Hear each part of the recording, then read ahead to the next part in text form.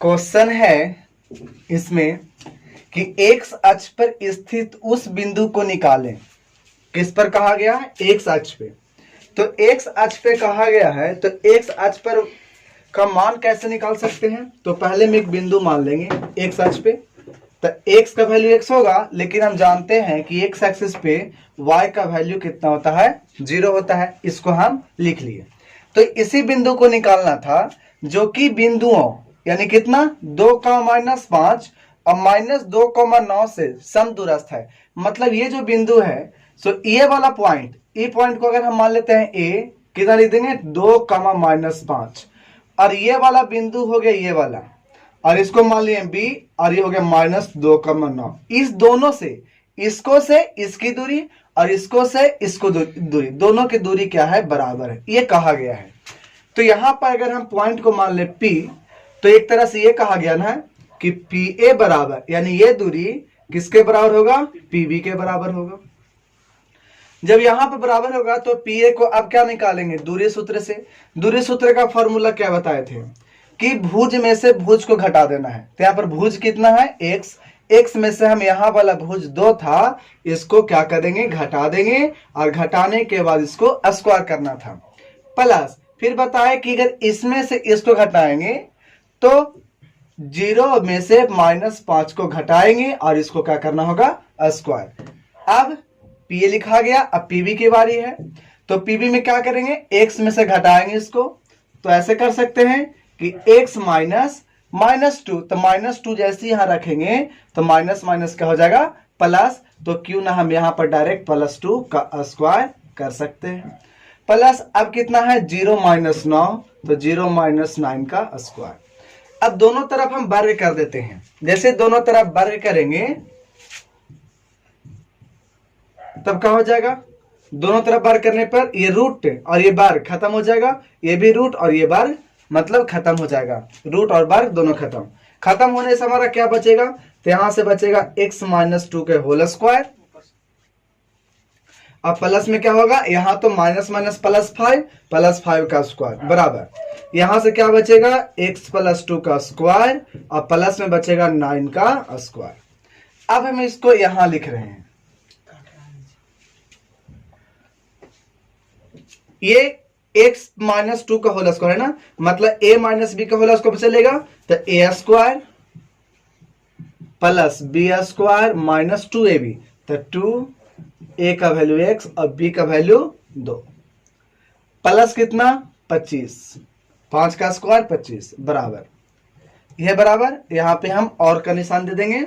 फिर x + 2 है तो a square plus b square plus 2a और b 2 है, और प्लस 9 × 81। देखिए बराबर की इस साइड से ये x square A B x square cancel हो जाएगा, और 4 ए बी 4 कैंसिल हो जाएगा। अब यहां से बचेगा माइनस में 4x और प्लस में 25, इधर बचेगा प्लस में 4x और प्लस में 81। जैसे इतना बचता है क्या करेंगे कि +4 को इधर ले आएंगे, तो यहां से -4x, और ये जब प्लस में था इधर आएगा तो भी माइनस में, 81 जब कहते हैं छोड़ देंगे, और 25 को उधर लेके जाएंगे तो माइनस में चला जाएगा। तो यहां से बचेगा कितना? -8x, और घटाएंगे 11 में से 5 6 आएगा, फिर यहां से बचेगा 7 में से 2 जाएगा तो 5 56, यानी अब यहां से अगर x निकालेंगे तो -56/8 कटेगा कितने बार में? 7 बार में, यानी x बराबर आएगा -7। तो यहां पर जो x एक्सिस पर का जो बिंदु होगा वो बिंदु हुआ कितना? तो -7,0, यही बिंदु हो जाएगा हमारा आंसर। ठीक है। क्वेश्चन है, यदि बिंदु P 2, -3 की दूरी Q 10, y से 10 इकाई हो। मतलब यहां पर P बिंदु दिया हुआ कितना? 2, -3, ये बिंदु और Q बिंदु यहां पर है। जब दोनों के बीच की दूरी देखा जा रहा है तो दे रहा है 10 इकाई, यानी कहने का मतलब कि हमें PQ बराबर कितना दे दिया? 10। तो अब हम यहां से निकालेंगे PQ। PQ कैसे निकालेंगे? तो भुज में से भुज को घटाएंगे, होल स्क्वायर करेंगे, और कोटि में से कोटि को घटाएंगे, होल स्क्वायर करके रूट निकाल देंगे, यही ना। तो यानी लिखना स्टार्ट करें। तो भुज कितना है 10 और यहां से भुज कितना है 2, तो 10 में से 2 घटा देंगे, तो यहां से इस प्रकार से लिख देंगे स्क्वायर प्लस यहाँ पर भुज के कोटि कितना है y, और यहाँ पर कोटि है उसका -3 और घटा करके स्क्वायर। अब बराबर में कितना दिया हुआ था 10 लिख दिए। अब यहां से जब देखेंगे तो यहाँ बचेगा 8 का स्क्वायर और प्लस में होगा y + 3 का स्क्वायर बराबर 10। अब क्या कर सकते हैं, इधर रूट में है उधर जगह तो क्या बनेगा स्क्वायर में, तो यहाँ से 88 64 और यहां से मिलेगा y + 3 का होल स्क्वायर बराबर कितना 100, क्योंकि रूट में था इधर जगह तो स्क्वायर में।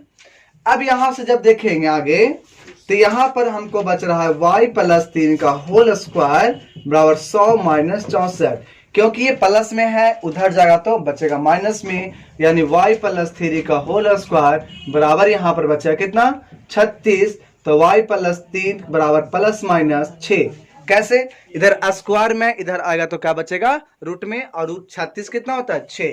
तो एक बार यहां पर हम क्या ले लेंगे +6 लेंगे और एक बार हम यहां पर लेंगे -6, तो y बराबर कितना होगा 6 में से 3 जाएगा तो 3 बचेगा, और यहां पर एक y बराबर आएगा -6 - 3 यानी -9। तो यहाँ पे 2 आंसर आएगा y का, यानी कौन, तो y का वैल्यू आ जाएगा एक बार 3 और दूसरे बार -9। कैसे ऐसे हो सकता है उसको थोड़ा सा हम लोग ग्राफ से देखते हैं। देखिए 2 -3 बोला, यानी x में कहा कि अब 2 यूनिट जाओ तो हम 2 यूनिट चले गए यहाँ, y में कहा -3 यूनिट तो -3 यूनिट आएंगे तो यहाँ पहुंचेंगे, यानी ये पॉइंट हमारा 2 -3 यहाँ पर था। अब है x में 10 और y पूछा गया था, तो यहाँ पर जब चलेंगे x में 10 इधर आएगा, तो यहाँ से कोई y मान लेते हैं, प्लस में 3 बोला ना एक आया, तो 10 3 हो सकता है यहाँ पर होगा एक पॉइंट, तो यहां से इसकी दूरी कितना हो गया 10 यूनिट, निकाल के देखिए आएगा। इसी प्रकार से जब नीचे में आएंगे 10 के जस्ट नीचे और नीचे यहां पर कहां पर, तो 10 -9 पर, तो इस केस में यहां पर भी 10 -9 पर भी इसके बीच का दूरी कितना होगा 10 यूनिट। तो ये 2 पॉइंट्स ऐसे आएंगे, यानी y का वैल्यू 2 वैल्यू आएगा, जो एक एक्सिस के ऊपर होगा और एक एक्सिस के नीचे, दोनों पर का वैल्यू से दोनों से q की दूरी कितनी होगी, तो 10 यूनिट होगा, इसलिए यहाँ पे y का मान 2 को वैल्यू आएगा और दोनों के दोनों सही होगा। ठीक है,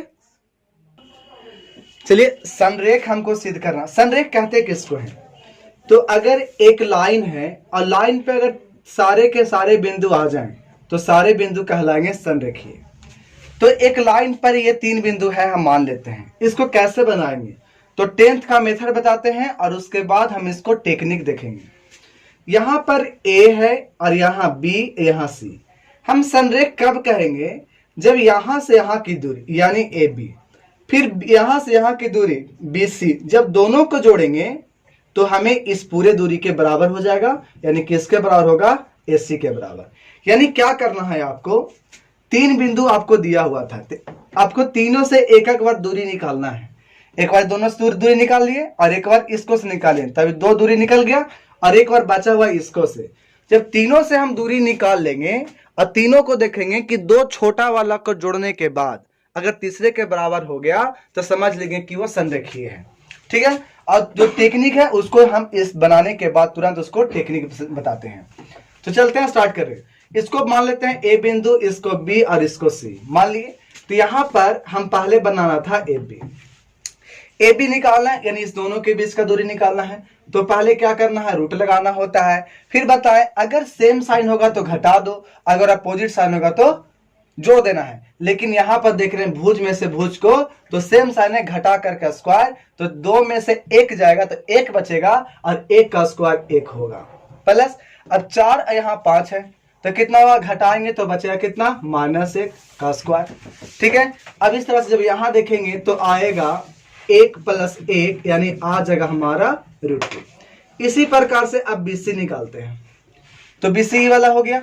तो घटाएंगे तो 3 में से 2 जाएगा तो 1 बचेगा, 1 का स्क्वायर।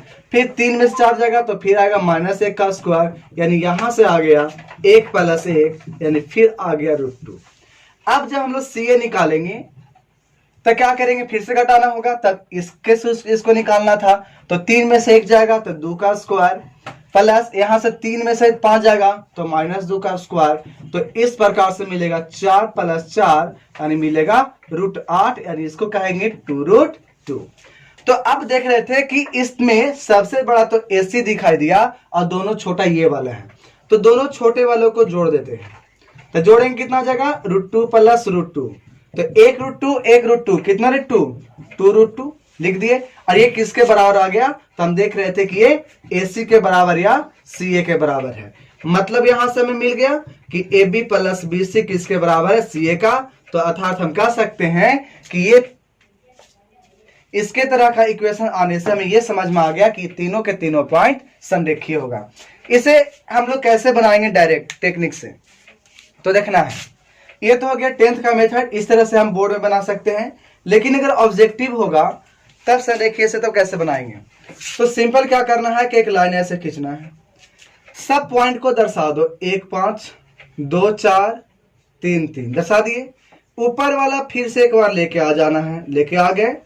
अब इसका वैल्यू निकालने के बाद 0 आ गया, मतलब संरेख है।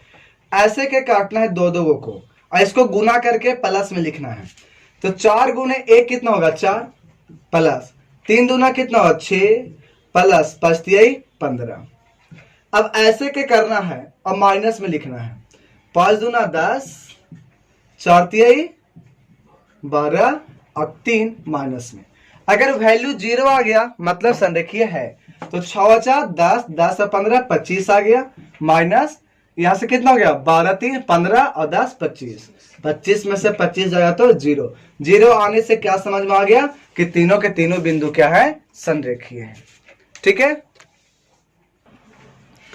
सिद्ध कीजिए कि बिंदु इतना इतना और ये समकोण समद्विबाहु त्रिभुज। समकोण समद्विबाहु त्रिभुज क्या होता है, तो एक ऐसा समकोण त्रिभुज जिसमें 2 भुजा बराबर होगा, यानी लंब और आधार दोनों के दोनों अगर बराबर हो तो वो त्रिभुज क्या कहलाएगा, समकोण त्रिभुज। ठीक है, तो इसमें पहला काम क्या करना पड़ेगा कि अगर हम ABC माने तो पहले हमें निकालना पड़ेगा AB, फिर निकालना पड़ेगा BC और CA, तीनों तो निकालना ही पड़ेगा।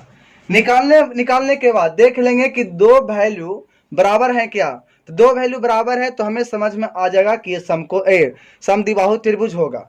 अब समकोण का कंडीशन क्या होगा कि अगर हम मान ले रहे हैं कि ये वाला और ये बराबर है तो AC का जो वैल्यू आएगा इसका स्क्वायर, ये दोनों के स्क्वायर के जोड़ के बराबर आएगा, मतलब AB स्क्वायर और BC स्क्वायर के बराबर आएगा। तो ये अगर हो गया तो हम कहेंगे कि ये समकोण त्रिभुज होगा।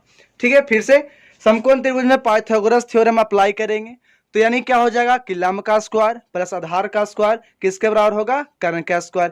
तो ये हो जाएगा तो हम समझ जाएंगे कि ये समकोण त्रिभुज होगा। समद्विबाहु कब होगा, तो किन्हीं 2 भुजाओं बराबर होनी चाहिए। तो इसमें अगर हम मान रहे हैं कि AB आधार और यहाँ पर AC लंब अगर बराबर हो गया तो हम बोलेंगे कि समद्विबाहु त्रिभुज भी है। तो सबसे पहला तरीका क्या है, तो हमें पहले AB निकालना पड़ेगा, BC निकालना पड़ेगा, CA, तीनों से को निकालना पड़ेगा। एक बार इसको से निकालेंगे, एक बार इसको से और एक बार इसको दूरी निकालेंगे। तो मान लेते हैं कि यहाँ पर 2, -2 और एक है -2, 1। तरीका क्या बताया था शॉर्ट में, साइन अगर अपोजिट हो तो जोड़ देना है। तो 2 और यह -2 है मतलब अपोजिट है, तो जोड़ देंगे तो कितना होगा, तो 2 और 2 4, तो 4 का स्क्वायर। ये बताए थे पिछले क्लास में। ठीक है, डिटेल कैसे होगा डायरेक्ट वहां पर बता दिया गया था।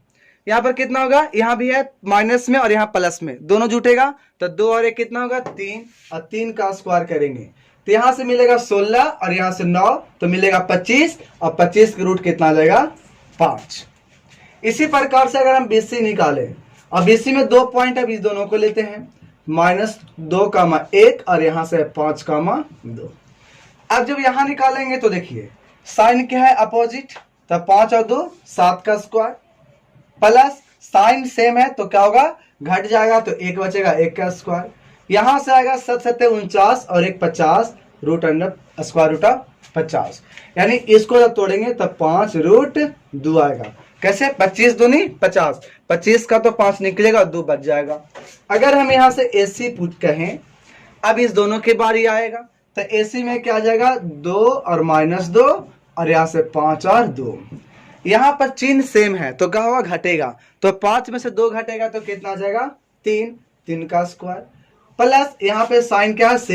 सेम है तो जुटेगा, तो 2 का स्क्वायर यहाँ पर, तो कितना होगा? 3 3 9 और 2 दूना 4, सॉरी यहाँ पे माइनस और ये प्लस है, दोनों क्या होगा? जुटेगा, तो 2 और 2 कितना हो जाता? 4 का स्क्वायर, यानी 16 और 9 25, 25 का रूट 5। तो यहाँ पर हमें देखने को मिला कि AC बराबर AB है, यानी समद्विबाहु त्रिभुज हो गया।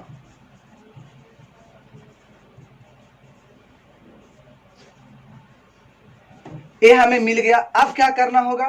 तो बड़ा वाला का स्क्वायर यानी कर्ण होगा, यानी हमें निकालना होगा कि BC स्क्वायर क्या AB स्क्वायर और प्लस AB स्क्वायर और प्लस AC स्क्वायर का है। अगर इसका स्क्वायर इसके स्क्वायर के बराबर होगा तो हम बोलेंगे कि वो आपका समकोण त्रिभुज होगा। तो देखिए निकालते हैं। LHS में अगर चलते हैं तो कितना है? BC स्क्वायर, तो BC कितना था? 5√2, स्क्वायर करेंगे, 5 का स्क्वायर 25 और √2 का स्क्वायर 2, तो 25 दूना 50 आ गया। RHS में जब चलेंगे तो हमारे पास कितना है? AB square plus AC square. AB कितना आया था? 5 आया था, और ये AC कितना आया था? 5 आया था, तो यहाँ पर 25 प्लस 25 कितना आ गया? 50। यहाँ पर क्या देखने को मिला कि LHS भी बराबर है किसके बराबर? RHS के। इसका मतलब कि समकोण त्रिभुज भी है, और यहाँ से समद्विबाहु त्रिभुज था। इसका मतलब कि जो दिया गया पॉइंट्स है, ये तीनों पॉइंट समद्विबाहु समकोण त्रिभुज के शीर्ष थे। अब इसमें काउंट कर दो तो 90 डिग्री कहाँ पे बनता? तो देखिए AB और AC बराबर है, यानी एक के पास ही आपका 90 डिग्री बनेगा, और इसका वैल्यू 5 और इसका वैल्यू 5। AB का वैल्यू भी 5 और AC का वैल्यू भी 5, और BC कितना आया था? 5√2। ठीक है, तो ये था क्वेश्चन नंबर 7।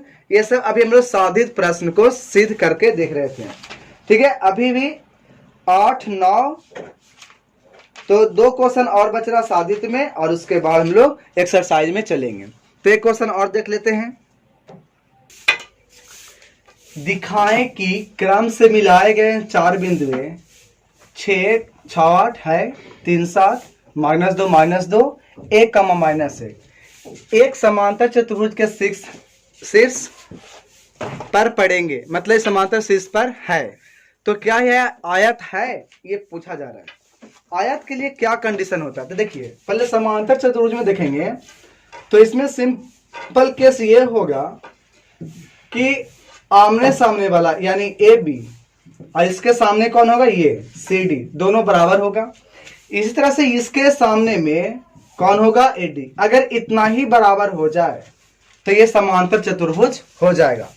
लेकिन यही अगर आयत होना होगा, इसको ABCD तो आयत होना होगा, तो ये तो कंडीशन सही है, ये तो होना ही है कि AB बराबर CD और BC बराबर AD, ये तो होना ही है। एक कंडीशन और होना चाहिए कि इसका जो विकर्ण है, दोनों विकर्ण बराबर होता है।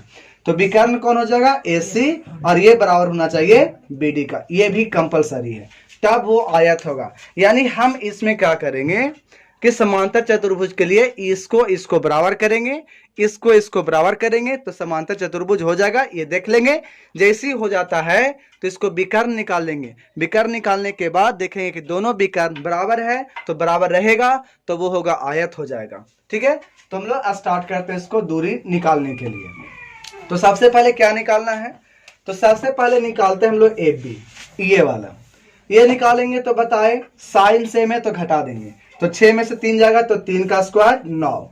इसी प्रकार से साइन सेम है, 8 में से 7 जाएगा तो 1 का स्क्वायर 1, तो यहां से मिलेगा √10। इसी प्रकार से निकालते हैं हम लोग BC निकालेंगे तो साइन अपोजिट है, जुट जाएगा, तो 3 और 2 5, 5 का स्क्वायर 25 प्लस 7 और 2 9, 9 का स्क्वायर 81, जोड़ेंगे तो 5 और 1 6 8 और 2 10 यानी 106। अगर निकालते हैं CD तो यहां पर साइन क्या है, अपोजिट है ना, तो यहां से 1 और 2 3 हो जाएगा, 3 का स्क्वायर 9 प्लस यहां साइन सेम है -1 -2 तो घट जाएगा, तो कितना होगा 1, 1 का स्क्वायर 1, यानी यहां से मिलेगा √10। इसी प्रकार से अब निकालते हैं AD। अब AD निकालेंगे तो क्या होगा, साइन सेम है तो घटेगा, तो 5 का स्क्वायर 25 और 8 और 1 9, 9 का स्क्वायर 81, तो कितना मिलेगा 106।